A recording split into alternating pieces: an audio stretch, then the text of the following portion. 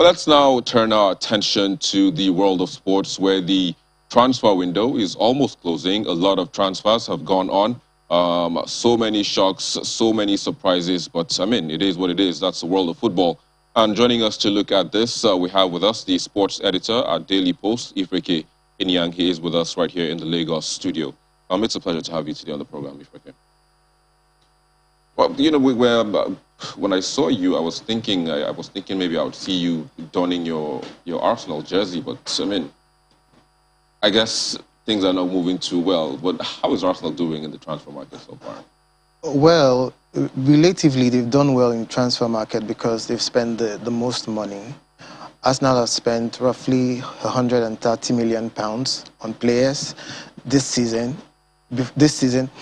But Mikel Arteta finds himself bottom of the Premier League going to international week, which shows that there are problems, you know, just deep-rooted in the club, and so there are a lot of things that needs to get around. Just before we came on live, I just saw that Ainsley Maitland-Niles put up a post and said he wants to leave the club. He wants to go where he's appreciated and where he's going to get quality time. So there was also that Mesut Ozil incident in January that he had to be forced out of the club. Sead Kolasinac is almost being forced out of the club. Willian has to cancel his contract to leave the club. So between Arteta and Edu and the Kroenke case, there's something that's quite not going right at Arsenal, despite the fact that they've spent that much money in the transfer market. But so let's have a look at the transfer market generally. I mean, Cristiano Ronaldo, you know, made a shock move. We all thought he was going to Manchester City, and then all of a sudden, you know, he's going back home. We saw Messi also moving to PSG after all of the, you know, the quagmire with, you know, La Liga and Barcelona and all of that. But generally, what's your take? I mean, what surprised you the most, you know, in this transfer window? Generally, the transfer market has been a shocker. I don't think we'll ever see anything like this in the history of football, because in August alone, in August 2021, Cristiano Ronaldo, Lionel Messi, they've changed clubs. We did not see that coming. We didn't see Messi leaving Barcelona at any time. I mean, that almost happened last year when he was almost going to join Manchester City, but that deal fell through because he could not force his way out because of the release clause issues. But this time around, he was willing to stay. So it was a shocker to everybody that La Liga sort of brought out these rules, these financial, you know, implications and everything. And then he ended up going to Paris Saint-Germain.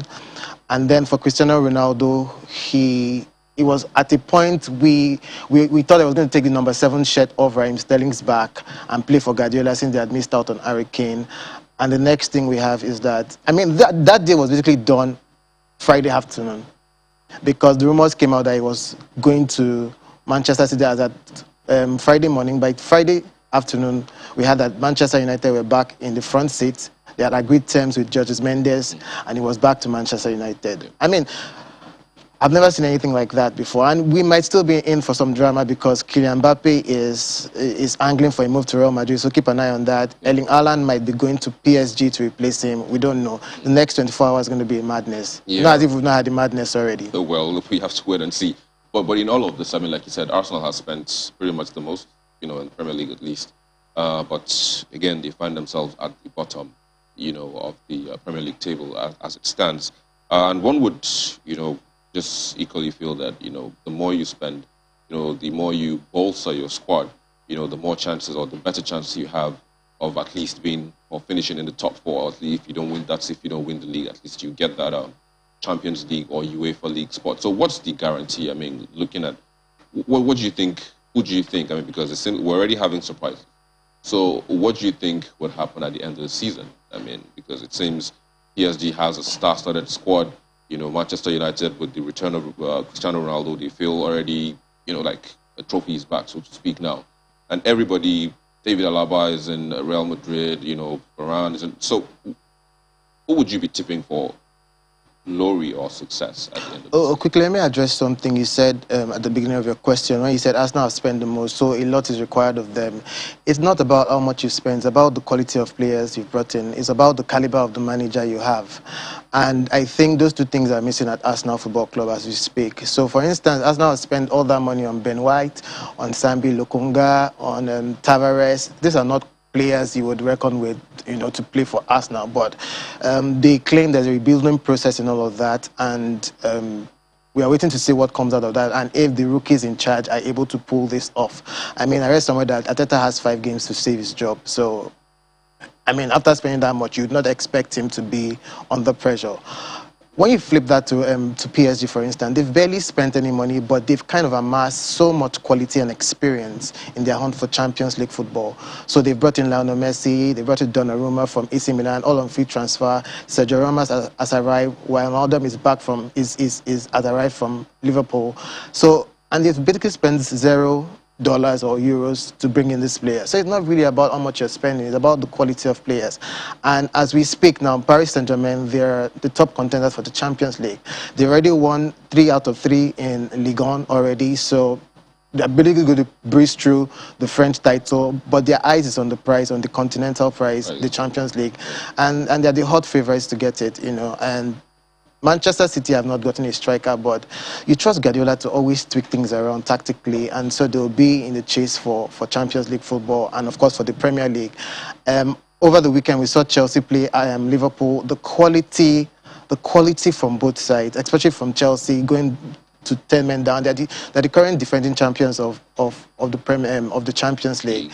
So you do expect that Tuchel will have a full season to implement his ideas, to show what he has, and Lukaku is here, and they're going to put away chances, not the ones that Timo Werner was wasting last season. So they're going to be top contenders. So when you talk about Ronaldo going to Manchester United, I do not necessarily think it makes them favorite, because Ronaldo is 39, he's 36. He's 36 years. He's coming to a Manchester United team that actually needs a central defensive midfielder more than they need an extra striker, because they brought in Jadon Sancho from Borussia Dortmund. So I think Ronaldo was a panic buy. I don't know how he fits in. Solskjaer is saying he's going to play centre forward. They have Anthony Martial, they have Cavani in there, they have Rashford in there. So there's a lot going on. And Solskjaer is not a manager I rate so highly. So I would think, for instance, the top 3 in England will be between Manchester City, Liverpool, and Chelsea.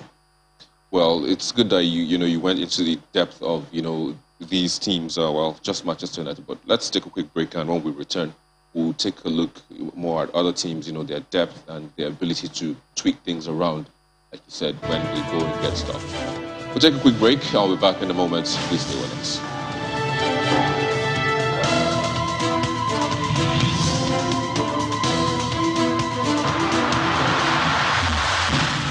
Thank you for staying with us. We still have with us Ifreke Inyang, the Daily Post editor for sports.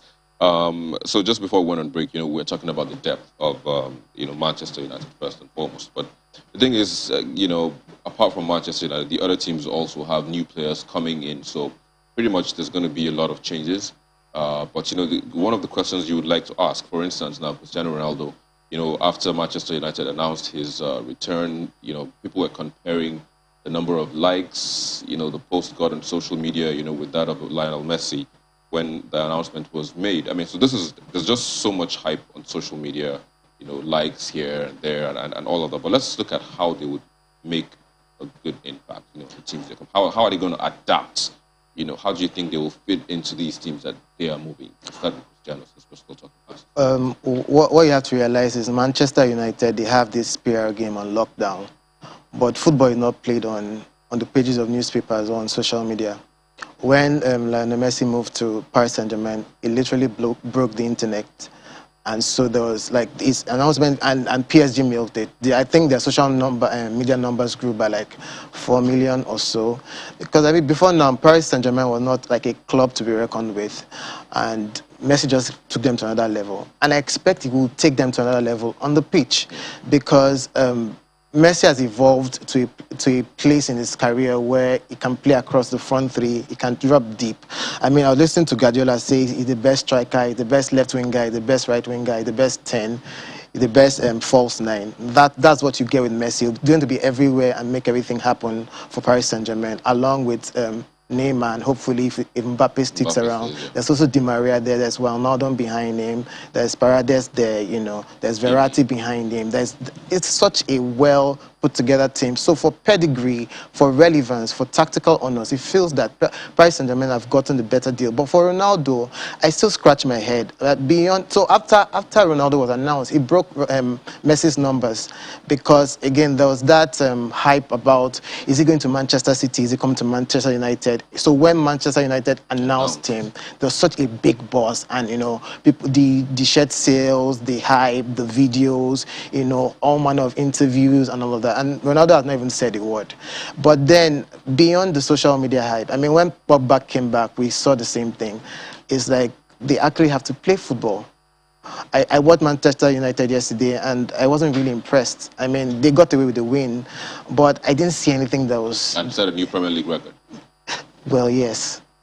You But I still didn't see anything. They struggled, I mean, if not for the profligacy of Wolves, I think they should have gotten again. Of course, the double brilliant save from David De Gea, that kept Manchester United until that controversial winner.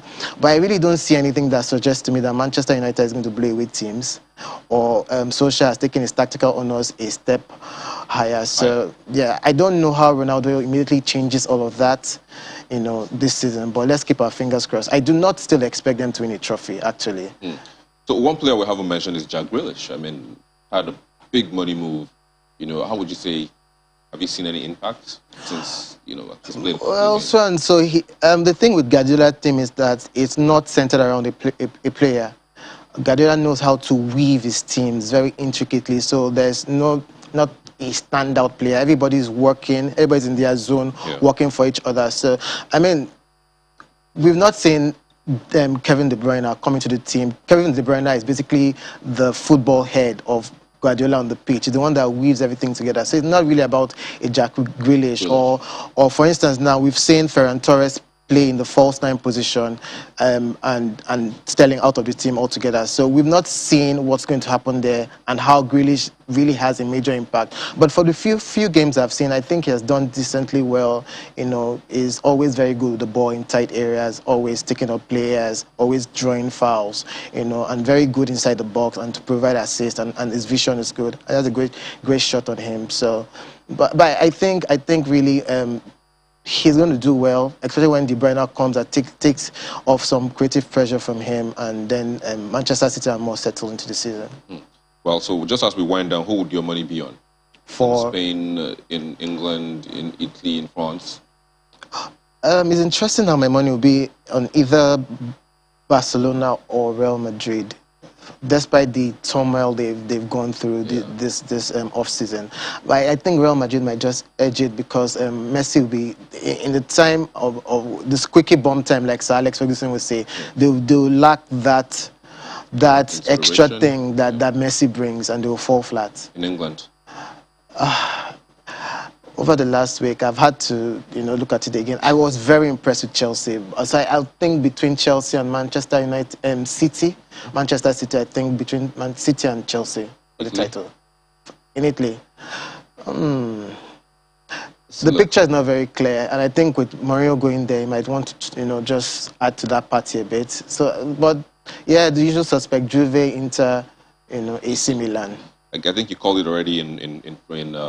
Oh, I mean, that's a procession. Let's well, we have to wait and see, how all of that will play out, and who would eventually be the winner, and of course who would pick the prize, the continental prize, and all of that. But I have to say thank you for joining us today. Thank you for having me again, Victor. On this.